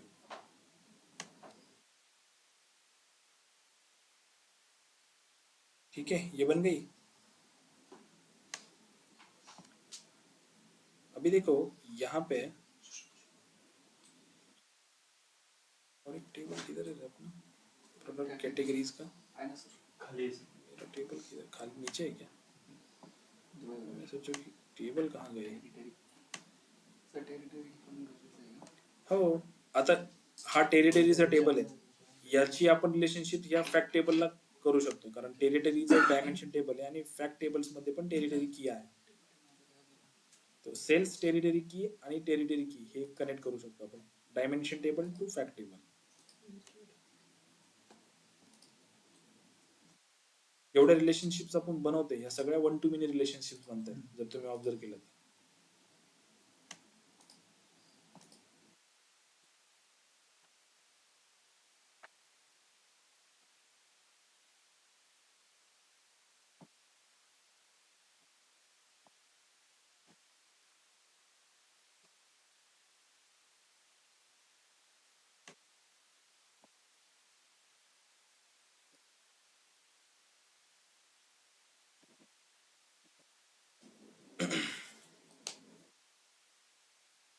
आता जर मी ऑब्जर्व केले की प्रोडक्ट कैटेगरी यानी प्रोडक्ट सब कैटेगरी, ये जो दो टेबल है इसको अगर मैंने देखा, हमने एक देखा था कि प्रोडक्ट के टेबल में यूनिक की है राइट.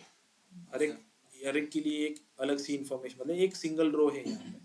लेकिन मैं अगर प्रोडक्ट कैटेगरीज के टेबल में जाऊँ यहाँ पे देखो कैटेगरीज कितनी, 4 कैटेगरी है तो ये एक डायमेंशन एक सिंपल टेबल है करेक्ट. और अगर मैं सब कैटेगरीज के इसमें जाऊँ तो यहाँ पे देखो जो वहां पे प्रोडक्ट की था वो यहाँ पे भी है लेकिन यहाँ पे वो प्रोडक्ट की डुप्लीकेट्स हुआ है. मतलब वो प्रोडक्ट की यहाँ पे एज ए फॉरेन की यूज हुआ है क्योंकि किसी एक प्रोडक्ट के मल्टीपल सब प्रोडक्ट हो सकते हैं राइट. अगर मैंने बाइक्स एज अ प्रोडक्ट लिखा तो यहाँ पे माउंटेन बाइक्स है, रोड बाइक्स है, टूरिंग बाइक्स है. तो उस प्रोडक्ट की तो यहाँ पे रिपीट होगी राइट. अगर मेरी 3 बाइक्स है उसकी सब कैटेगरी में, बाइक्स की सब कैटेगरी में 3 बाइक्स है अलग अलग, तो प्रोडक्ट कैटेगरी की तो रिपीट होगी यहाँ पे. बट उसकी जो सब कैटेगरी की है वो रिपीट नहीं होगी, वो अलग अलग रहेगी हर एक बाइक की राइट. तो मैं जो रिलेशनशिप बनाऊंगा प्रोडक्ट कैटेगरी की रिलेशनशिप बनाऊंगा इस वाली प्रोडक्ट की के साथ. तो मैं अगर ये रिलेशनशिप ये वाली जो प्रोडक्ट कैटेगरी की है मैंने इसको कनेक्ट की तो ये वन टू मेनी रिलेशनशिप बन जाएगी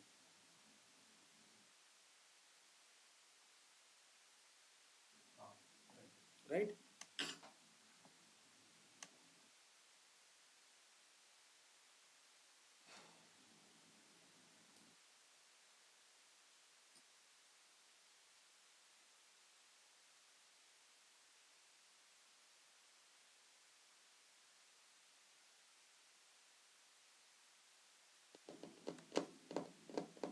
इनएक्टिव्ह जनरेट होते कशात प्रोडक्ट सब कॅटेगरी आणि कॅटेगरी. इनएक्टिव्ह नाही इनएक्टिव्ह कशी होईल, ऍक्टिव्ह होईल ना. बिकॉज मी प्रोडक्ट आणि सब प्रोडक्ट सब कॅटेगरीमध्ये जॉईन केलेली आहे. वेट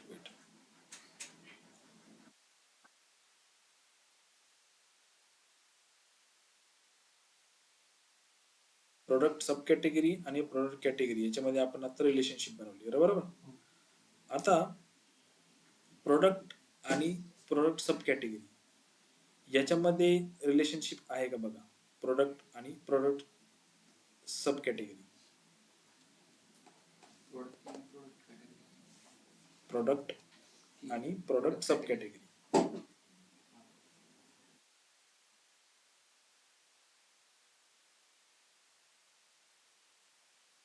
प्रोडक्ट आणि प्रोडक्ट सब कॅटेगरी कुठल्या बेसिसवर कनेक्ट होऊ शकतात ते.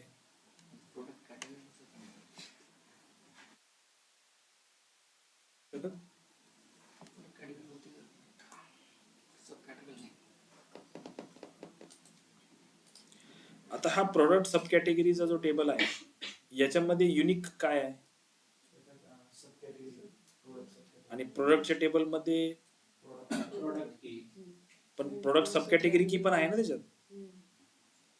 सो प्रोडक्ट सब कैटेगरी में अगर एक डायमेंशन टेबल कंसिडर करूँ तो उसको मुझे प्रोडक्ट के टेबल्स में जो प्रोडक्ट की सब कैटेगरीज की मल्टीपल एंट्रीज है उसको मैं 1 to many में कनेक्ट कर सकता हूँ.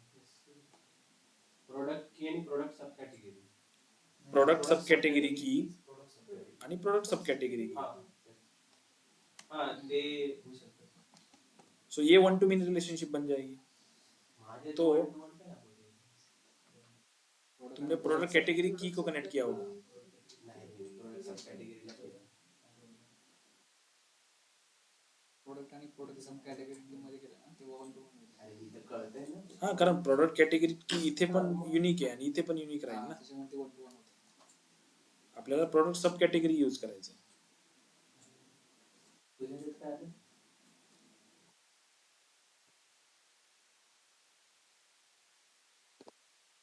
प्रोडक्ट वन आहे.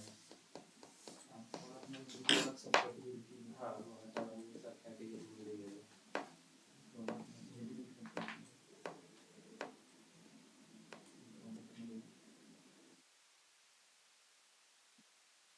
ते दिसलं नाही. अच्छा ही हो आणि त्याचं काय सब कॅटेगरी सब कॅटेगरी टू सब कॅटेगरी. अरे मग ते तर हो गया क्या हो रहा है. कोणती रिलेशनशिप 1 to 1 दाखवते. प्रोडक्ट कॅटेगरी प्रोडक्ट कैटेगरी की और प्रोडक्ट सब कैटेगरी की. हाँ तो- मला मेनी टू वन नहीं आप प्रोडक्ट कैटेगरी को सब कैटेगरी में क्यों कर रहे हैं. सब कैटेगरी की अलग है ना.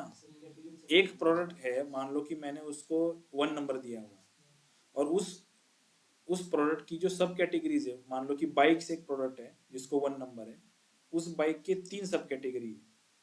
टूरिंग बाइक है लेट्स से मड बाइक है और कोई भी 3 कैटेगरी सब कैटेगरी है उसकी और सब कैटेगरी को नंबरिंग है 1 2 3. तो सब कैटेगरी की को आप प्रोडक्ट की से कनेक्ट नहीं कर सकते ना. सब कैटेगरी एक अलग है ना. उसमें अलग डेटा है. आप प्रोडक्ट की को प्रोडक्ट की के साथ कनेक्ट कर सकते हो लेकिन प्रोडक्ट की को सब कैटेगरी की से नहीं कनेक्ट कर सकते क्योंकि सब कैटेगरी एक अलग डायमेंशन है या अलग एट्रीब्यूट है ना.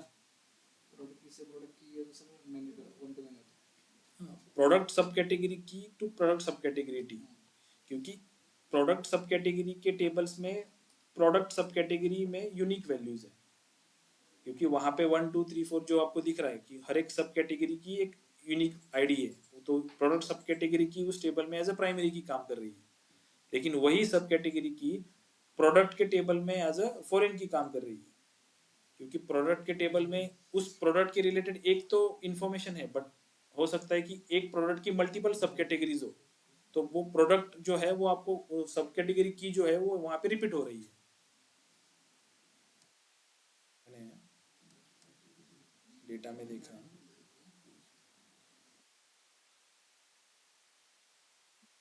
ये सब कैटेगरी की का जो मेरा टेबल है यहाँ पे देखो ये प्रोडक्ट सब कैटेगरी की जो है ये मेरी यूनिक है. अगर मैंने इस कॉलम को सिलेक्ट किया है तो नीचे भी देखो कि 37 रोज है और 37 डिस्टिंक्ट वैल्यू है लेकिन मैंने प्रोडक्ट कैटेगरी की को सिलेक्ट किया तो यहाँ पे क्या बोलेगा वो कि 37 रोज है लेकिन 4 ही डिस्टिंक्ट वैल्यू है. मतलब ये रिपीट हो रही है. करेक्ट हो सकता है कि एक प्रोडक्ट की मल्टीपल सब कैटेगरीज हो. तो अगर मुझे ये प्रोडक्ट सब कैटेगरी के टेबल को प्रोडक्ट को कनेक्ट करना है इस वाले टेबल्स को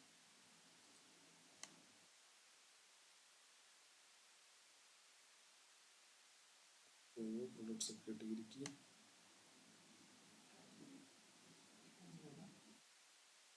ये वाली कहाँ पे गई?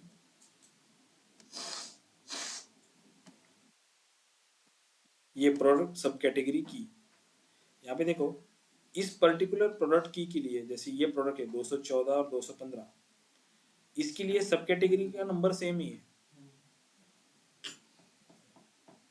राइट? तो इसका क्या मतलब हुआ कि ये जो प्रोडक्ट सब कैटेगरी है ये दोनों प्रोडक्ट के अंदर है, समझ रहे हो? मतलब यहाँ पे सर पण हे कसं पॉसिबल झालं? तो प्रोडक्ट सेमच आहे, त्याचं प्रोडक्ट नेम बघा ना, स्पोर्ट 100 हेल्मेट रेड आणि हा ब्लॅक, फक्त कलर मध्ये डिफरन्स आहे. सर पण जर ते पण डिफरन्शिएट असायला पाहिजे, ब्लॅक आणि रेड सेम प्रोडक्ट किला नाही, प्रोडक्ट Product एसक्यू same आहे. प्रोडक्ट सेम आहे त्याचं. फक्त पॅटर्न वेगळा आहे. टी शर्ट घ्यायला जातो तेव्हा टी शर्ट एकच असते, कलर वेगळेच.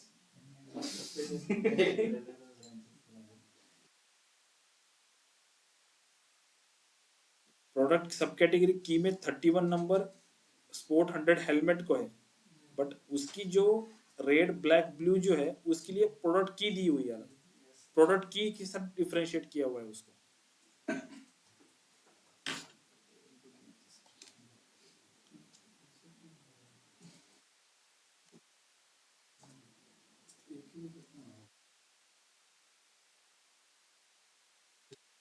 टेबल पण sales product product table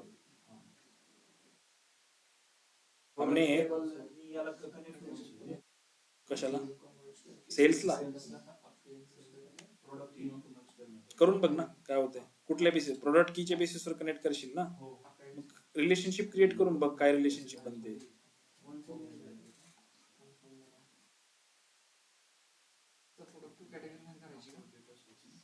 product category मध्ये नाही, प्रोडक्ट कॅटेगरी कशाला डायरेक्ट रिलेशनशिप नाही होणार. प्रोडक्ट कॅटेगरी तू केली तर बघ काय रिलेशन, आणि आता ऑलरेडी तुझी प्रोडक्ट कॅटेगरीची सब कॅटेगरी बरोबर आहे आणि सब कॅटेगरीची प्रोडक्ट बरोबर आहे. जर प्रोडक्ट आणि प्रोडक्ट कॅटेगरीला कनेक्ट केला तर ती अगेन सर्क्युलर डिपेंडन्सी होईल.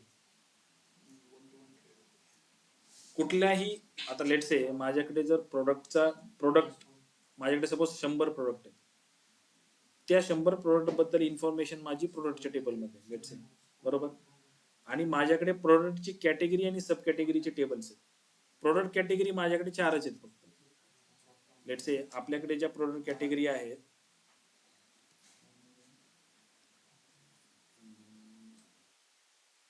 कॅटेगरी बाईक्स, कॉम्पोनंट, क्लोथिंग आणि ऍक्सेसरीज, हे ह्या 4 मेन कॅटेगरीज आपल्याकडे आहेत, बरोबर. या 4 मेन कॅटेगरीच्या सब कॅटेगरीज भरपूर आहेत. जर मी सब कॅटेगरीचा टेबल ओपन केला तर आपल्याला दिसेल की लेट्स से बाईकसाठी माझ्याकडे माउंटन बाईक, रोड बाईक आणि टुरिंग बाईक अशा 3 बाईक आहेत. बाईक्सच्या कॅटेगरीच्या अंडर ह्या 3 सब कॅटेगरी आहेत. सो त्यावेळेस माझी प्रोडक्ट की इथे 1-1 दिसते, पण त्या सब कॅटेगरीसाठी अगेन युनिक की आहे. सो प्रोडक्ट सब कॅटेगरीच्या टेबलमध्ये सब कॅटेगरी की ही युनिक की झाली, प्रायमरी की झाली, बट कॅटेगरी की ही फॉरेन की झाली, बरोबर. सो मला जर अनालिसिस करायचं असेल की कुठली कॅटेगरीच्या किती सब कॅटेगरीज आहे, सो फर्स्ट ऑफ ऑल मला काय करावं लागेल की कॅटेगरीला सब कॅटेगरी बरोबर कनेक्ट करावं लागेल, कारण ग्रॅन्युलरिटी कुठे आहे, सगळ्यात वरती काय आहे तुमची कॅटेगरी, त्याच्या अंडर सब कॅटेगरी आणि त्याच्या अंडर प्रोडक्ट सगळ्यात शेवटी येणार, बरोबर. कारण असं असू शकतं की जी सब कॅटेगरी आहे त्या सब कॅटेगरीच्या अंदर भरपूर प्रोडक्ट्स येतील. जसं आपण एक्झाम्पल बघितलं की 31 हेल्मेटच आहे पण रेड, ब्ल्यू आणि 3 कलर मध्ये आहे. सो 3 वेगवेगळे प्रोडक्ट झाले ते, पण ते आहेत कुठल्या अंडर, सब कॅटेगरीच्या अंडर आहेत, ते कुठल्या तरी एका सब कॅटेगरीच्या अंडर आहेत. सो ग्रॅन्युलिटी लेवल प्रोडक्ट सगळ्यात खाली राहणार आणि कॅटेगरी सगळ्यात वरती राहणार. येस, येते लक्षात. आपल्याला सगळ्यात जी हेरारकी आहे, सगळ्यात टॉपच्या हेरारकी पासून सगळ्यात बॉटमच्या हेरारकी पर्यंत जायचे. सगळ्यात फायनल काय भेटते, प्रोडक्ट भेटतो आपल्याला, पण इनिशियल कुठून होते, कॅटेगरी पासून होते. सो त्यामुळे आपण रिलेशनशिप बनवताना कशी बनवली, first we connect category to sub category and then sub category to product.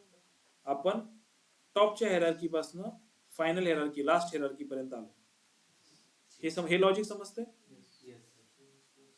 जसं इयर मंथ आणि डे किंवा इयर मंथ आणि वीक डे ही जी हेरारकी असते तर इयर सगळ्यात टॉपला येतो राईट. इयर मध्ये 12 महिने असतात सो तुम्ही इयर वरनं मंथ वर येता, मंथ वरनं वीक वर येता आणि वीक वरनं डे वर येता. ही हेरारकी झाली. So Power BI always follow this kind of hierarchy. कधी कधी इंटरव्ह्यूला विचारतात की स्टँडर्ड हेरारकी काय असते पॉवर बीए मध्ये. असं विचारतात की what is the standard hierarchy for date.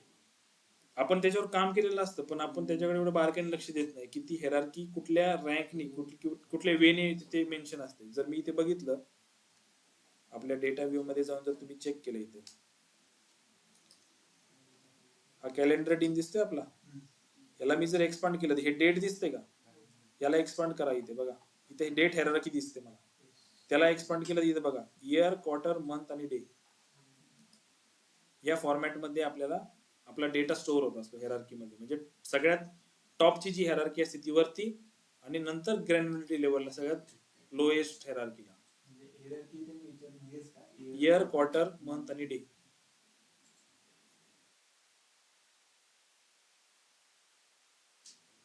हे समजलं. आता ही प्रोडक्ट की इथली जी प्रोडक्ट की ती मी ह्या सेल्स फॅक्टच्या प्रोडक्ट कीला कनेक्ट करू शकतो कारण इथे ती युनिक आहे राईट. प्रत्येक प्रोडक्टचं एक सिंगल रो इथे मला भेटतोय पण इथे मल्टिपल प्रोडक्ट भेटतोय. सो मी काय करणार प्रोडक्ट कीला या प्रोडक्ट की बरोबर कनेक्ट करणार. रिलेशनशिप हा थोडा ट्रिकी पार्ट असतो, लगेच लक्षात येणार नाही, तुम्हाला त्याच्यावर थोडी प्रॅक्टिस करावी लागेल आणि मल्टिपल डेटा सेटवर काम करावं लागेल. फक्त ऍडव्हेंचर वर्क्सच नाही तर तुम्हाला केस स्टडीज मल्टिपल सॉल्व्ह करावं लागतील. त्यावेळेसच कन्सेप्ट जी आहे याच्याशी रिलेटेड तुमची ती क्लिअर होईल.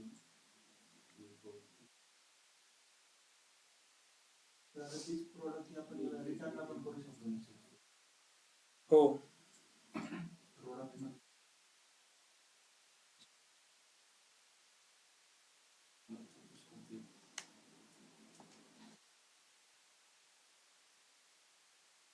पण असं जर मी रिलेशनशिप केली तर मला वाटत नाही ती होईल कारण ती अँबिग्युटी क्रिएट करेल. हा ती करू शकतो. Yes correct.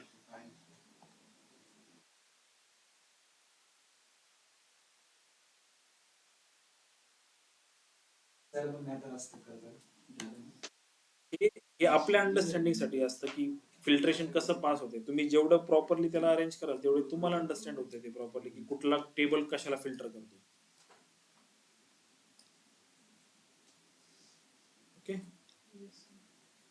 सो फर्स्ट जो कॅलेंडर टेबल आहे त्या कॅलेंडरच्या आपल्या ह्या 3 रिलेशनशिप होतात. एक सेल्स फॅक्ट बरोबर, एक रिटर्न बरोबर आणि दुसरी परत सेल्स फॅक्टच्या स्टॉक डेट बरोबर. सो आपल्या किती रिलेशनशिप बनल्यात, 3 बनल्यात का आपल्या कॅलेंडर टेबलच्या रिलेशनशिप किती बनल्यात तुमच्या. एक रिटर्न डेट, दोन दूसरी ऑर्डर डेट, 3 बनी होगी, 2 एक्टिव एक इनएक्टिव. एक मैंने कैलेंडर टेबल को जो कनेक्ट किया हुआ है रिटर्न की रिटर्न डेट को, दूसरी मैंने की है कैलेंडर डेट को सेल्स के ऑर्डर डेट को और तीसरी इनएक्टिव वाली जो है डेट को स्टॉक डेट के साथ सेल्स के टेबल में.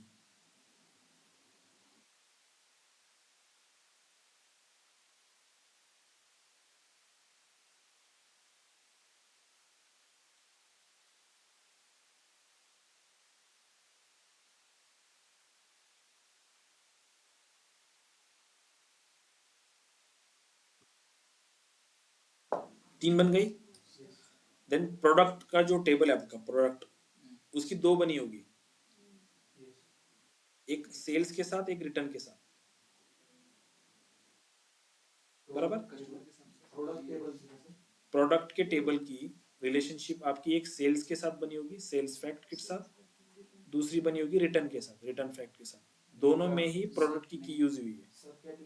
कैटेगरीज के हिसाब से और एक सेल्स फैक्ट. प्रोडक्ट का 3 कैसे होगा. सर एक कस्टमर टू प्रोडक्ट मध्ये बनवते, कस्टमर की टू प्रोडक्ट की. सेकंड जी आहे ती प्रोडक्ट टू सब कॅटेगरी आणि थर्ड जी आहे ती प्रोडक्ट टू सेल्स फॅक्ट.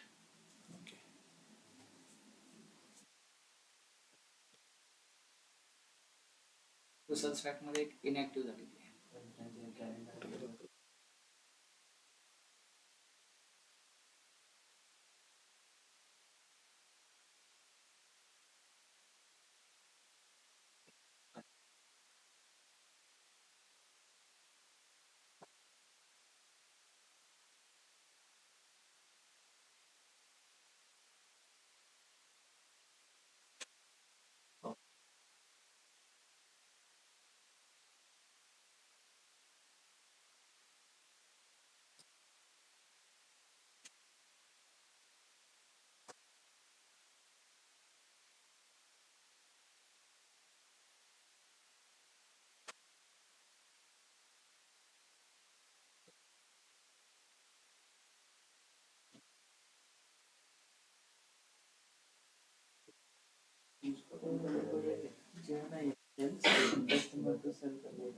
ठीक आहे, ये बन गई.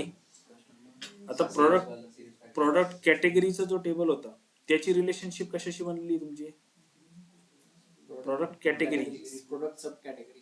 बरोबर. प्रोडक्ट कॅटेगरीला आपण प्रोडक्ट सब कॅटेगरीला कनेक्ट केलं आणि प्रोडक्ट सब कॅटेगरीला प्रोडक्टला कनेक्ट केलाय. प्रोडक्टला कनेक्ट केले as per hierarchy. Yes, sir. त्याच्यानंतर टेरिटरीजचा जो तुमचा टेबल आहे, टेरिटरीजची जे कनेक्शन आहे ते कुठल्या कुठल्या टेबलला केलंय? टेरिटरीला आपण सेल्सला कनेक्ट केलं इथे, राईट. आणि आपल्या रिटर्नच्या टेबलमध्ये पण टेरिटरी की आहे.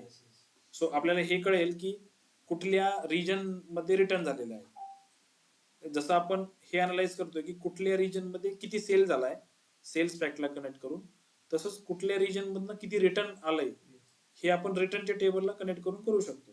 आपल्याकडे इथे सेल्स टेरिटरी की आहे आणि इथे पण टेरिटरी की आहे रिटर्न्स मध्ये. हम्म.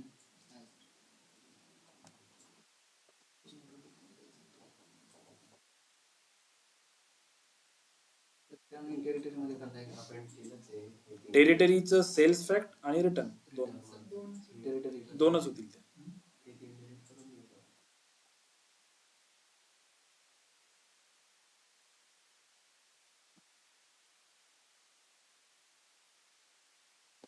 टेरिटरी की आणि सेल्स टेरिटरी ना. हा तेच आहे. Yes, okay. आणि आपण लास्ट जो कस्टमरचा टेबल होता त्याची रिलेशनशिप सेल्सच्या टेबल बरोबर केलेली आहे. कस्टमर की टू कस्टमर की. Yes. इथपर्यंत झालं? हे सेव्ह करून घ्या जरा. आणि एक एक एक 5-10 मिनिटाची कन्सेप्ट तुम्हाला मी सांगतोय, मग आपण म्हटलं असतं क्लोज करूया. ओके, आता इकडे लक्ष द्या थोडस. इन शॉर्ट हे जे एक बनवलंय आपण, this is called data model. ह्याला आपण डेटा मॉडेल म्हणतो. वन्स तुमची रिलेशनशिप्स कम्प्लीट झाल्या, तुम्ही टेबल्स मध्ये रिलेशनशिप बनवल्या, जे तुम्हाला स्ट्रक्चर दिसते त्याला आपण काय बोलतो? Data model. इसको हम डेटा मॉडेल बोलेंगे. आपको मराठी समझ में आता है? नहीं आता है ना? आता है ना? 10 मिनिट पास हुआ था ना.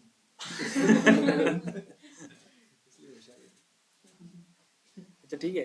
तो ये जो स्ट्रक्चर है इसको हम डेटा मॉडल बोलेंगे. ठीक है. अभी ये जो डेटा मॉडल बना है उसमें 2 टाइप आते हैं जिसको हम स्कीमा बोलते हैं. अगर स्क्रीन पे देखा आपने तो एक आता है स्टार स्कीमा, एक आता है स्नोफ्लेक स्कीमा. आपको इंटरव्यू में हमेशा पूछते हैं कि what is star schema, what is Snowflake schema, उन दोनों में क्या डिफरेंस है, ये पूछते हैं हमेशा एज अ थ्योरेटिकल क्वेश्चन. तो स्टार स्कीमा क्या होता है कि स्टार स्कीमा के अंदर आपका एक ट्रांजैक्शन टेबल होता है, only one transaction table surrounded by multiple dimension table. अगर मेरा एक ट्रांजैक्शन टेबल है, अगर मैंने हमारा जो मॉडल देखा, अगर मैंने इसको एक एज एक ट्रांजैक्शन टेबल कंसिडर किया और ये कस्टमर, टेरिटरी, प्रोडक्ट और रिटर्न्स, इन लोगों को मैंने रिटर्न छोड़ दो, जो डायमेंशन टेबल्स है जैसे प्रोडक्ट, कस्टमर और टेरिटरी, ये 3 टेबल मैंने अगर कंसिडर किए, तो ये 3 टेबल्स का लेट्स से यहाँ पे ये देखो, यहाँ पे ऑल टेबल्स के बाद जो प्लस है दिख रहा है आपको, इस प्लस को यूज करके आप सब लेआउट यहाँ पे बना सकते हो. मतलब जो बना हुआ लेआउट है ना वो आप यहाँ पे ले सकते हो. जैसे कि मुझे अगर मैंने ये सेल्स का टेबल है तो मैंने यहाँ से ड्रैग कर लिया, टेरिटरीज ड्रैग कर लिया, प्रोडक्ट को ड्रैग कर लिया, और कस्टमर को ड्रैग कर लिया।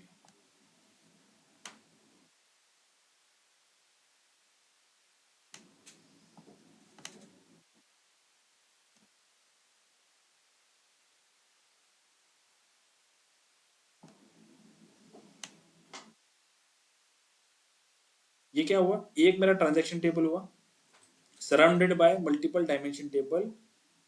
जो रिलेशनशिप्स क्रिएट कर रही है one to many relationships create कर रहा है। अगर मैंने स्क्रीन पे देखा कि मेरा एक ट्रांजैक्शन टेबल है और ये सारे वन टू मेनी रिलेशंस के साथ कनेक्टेड है, राइट। तो ये एज एक विजुअलाइजेशन में एज स्टार दिखता है।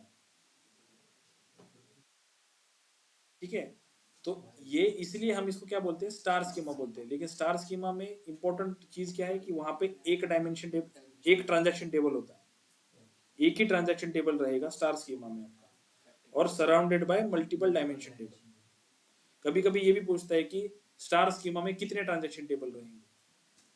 आपने काम किया होता है, आपने सबको अंडरस्टैंडेबल, लेकिन उस टाइम पे हम बोल नहीं पाते, हम उस टाइम पे 1 2 3 4 कुछ भी आंसर दे देते, क्योंकि हमने एडवेंचर वर्क्स में रिटर्न का भी ट्रांजैक्शन टेबल रखा है, मल्टीपल ट्रांजैक्शन टेबल पे काम किया है, इसलिए आप वहां पे बोल देते हो कि 2 या 3 ट्रांजैक्शन टेबल रह सकते हैं।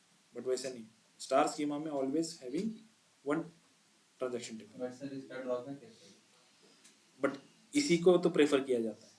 सर पण जर ट्रान्झॅक्शन टेबलच गेला उद्या माझा, बाकीचं काय काम आहे? बट ट्रांजैक्शन टेबल ही तो मेन टेबल होता है ना, आपका सारा कंपनी का डेटा ट्रांजैक्शन टेबल में ही होता है। याचं नेटवर्क टोपोलॉजीज असतात स्टार्टअप मध्ये, मग त्याचा एक असतं की मेन सर्व्हर गेला किंवा बाकीचे सर्व्हर काम नाही करत. हा, मग तसं बोलू शकतो, कारण हा ट्रांजैक्शन टेबल जो आहे त्याच्यामध्येच मेन डेटा आहे सगळा। बट हियर ओके, ठीक है, so in short star schema look like star, उसमें एक ट्रांजैक्शन होता है, सारे dimensions one to many relationship के साथ कनेक्ट होते हैं ट्रांजैक्शन टेबल के साथ। ठीक है, सिमिलर वे यहाँ पे जो आपका फैक्ट टेबल होता है, यहाँ पे अभी देखो जैसे कि ये जो यहाँ पे सब डायमेंशन होते हैं, जैसे कि ये सब डायमेंशंस टेबल दिख रहा है आपको 2, राइट, तो ये डायरेक्टली कनेक्टेड नहीं है आपके फैक्ट टेबल को। जैसे हमारे केस में प्रोडक्ट कैटेगरीज और प्रोडक्ट सब कैटेगरीज, अगर मैंने मेरी रिलेशनशिप्स में हमने जो बनाई उस रिलेशनशिप्स में देखा, तो ये प्रोडक्ट कैटेगरी का जो टेबल है ये डायरेक्टली सेल्स फैक्ट को कनेक्ट नहीं है, ये किसी और डायमेंशन के थ्रू कनेक्टेड हुआ है। राइट, सो डायरेक्ट रिलेशनशिप नहीं है, बट जो जो एग्जिस्टिंग जो डायमेंशन है, एक डायमेंशन दूसरे डायमेंशन को कनेक्ट हुआ और उसके थ्रू वो ट्रांजैक्शन टेबल को कनेक्ट हुआ। तो ये बेसिक डिफरेंस है between star and Snowflake schema. ठीक है, इवन आप ये विजुअल देखोगे तो इसमें भी ये जो डायमेंशन है सब डायमेंशंस, तो ये एक किसी तीसरे डायमेंशन को कनेक्टेड है और ये तीसरा डायमेंशन फैक्ट टेबल को कनेक्टेड है। समझ गए? सो स्नोफ्लेक स्कीमा में सब डायमेंशंस होते हैं, सब dimensions connected to the dimensions and dimensions connected to the transaction table. Okay, so ये डिफरेंस समझ में आ गया? स्नोफ्लेक स्कीमा और स्टार स्कीमा क्या होता है, बता सकते हो इंटरव्यू में? यस सर, क्या बताओगे? बेसिकली स्टार स्कीमा में जो ट्रांजैक्शन टेबल है वो सराउंडेड होता है। डायमेंशन टेबल से कनेक्टेड होता है, many dimension table. Star schema में one transaction table surrounded by multiple dimension tables through one to many relationship, and the structure look like a star, that's why we call it star schema. And snowflake schema में क्या होता है, सब dimensions connected to the dimensions and then dimensions connected to the transaction table.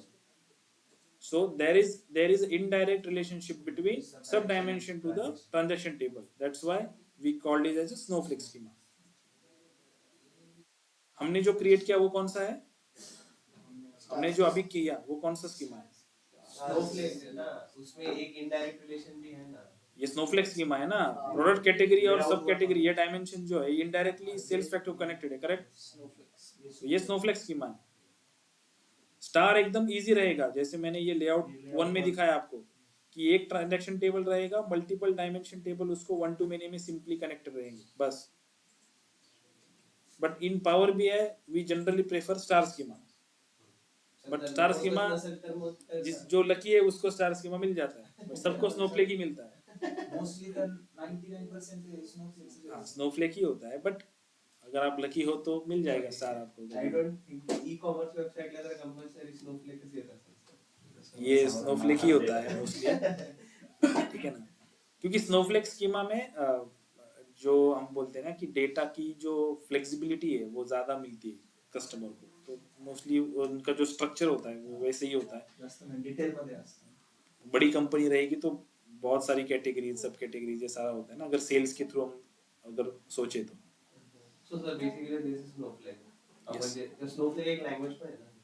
हाँ आहे, त्याच्यामध्ये Snowflake language पण आहे आणि आय थिंक ETL टूल पण हा, आहे, ETL ETL टूल आहे ना। हा, ETL tool आहे. So basically हेच करत असेल ना त्याच्यामध्ये. नाही नाही, हा हे ट्रान्सफॉर्मेशन लोडिंग वगैरे करतात ते, बेसिकली डेटा क्लिनिंगच करतात तिथे पण, डेटा शेपिंग आणि क्लिनिंगच करतात, बट ते क्लाउड बेस आहे का, ते क्लाउड बेस्ड टूल आहे ना। हो, cloud based tool.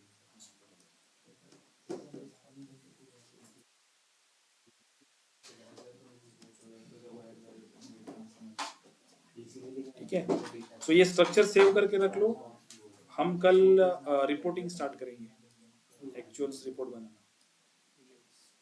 विजुअल्स बनाना कल स्टार्ट करेंगे, और उसके साथ हाँ ये सब विजुअल्स हम बनाएंगे प्रॉपरली, एक रिपोर्ट्स बनाएंगे, उसके साथ ही ये जो बाकी की कॉन्सेप्ट है आपके वो सारी मैं आपको डेमो के साथ बताता रहूँगा,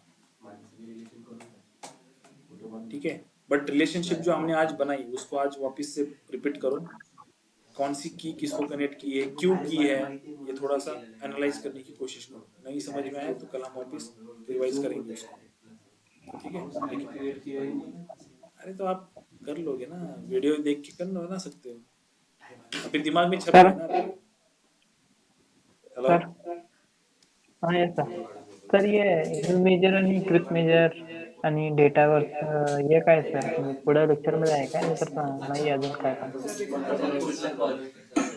क्या बोल रहा है मुझे कुछ समझ नहीं आ रहा है। असं करावं लागेल. तुझा mouse काय नाही. हॅलो सर अरे आपकी आवाज नहीं आ रही है, जरा रिपीट हां करोगे। सर सर ते डेटावरच न्यू मेजर आणि क्विक मेजर जे आहे ना ते जे आहे ते पुढे लेक्चर मध्ये सांगताय का सर अजून? ते आपण सगळं कव्हर करणार आहोत, डोंट वरी अबाउट ते इट। आर पायथॉन ते अजून काय तर आहे ना आर पायथन नाही, आपण डॅक्स कव्हर करणार आहे, ते डॅक्स मध्ये तुम्हाला ते measures creation, calculator column creation, हे सगळं आपण ऍक्च्युअल मध्ये बघणार आहोत की कसं यूज करायचं, कसं ते डॅक्स लिहायचे, ते सगळं बघणार आहोत। आर पायथन आपण नाही कव्हर, पायथन तुमचं आय थिंक कपिल सर घेता येतं ना। मग त्यात म्हणजे पॉवर बी आय मध्ये ऑप्शन आहे ना ते विचारतो. पॉवर बीआय मध्ये काय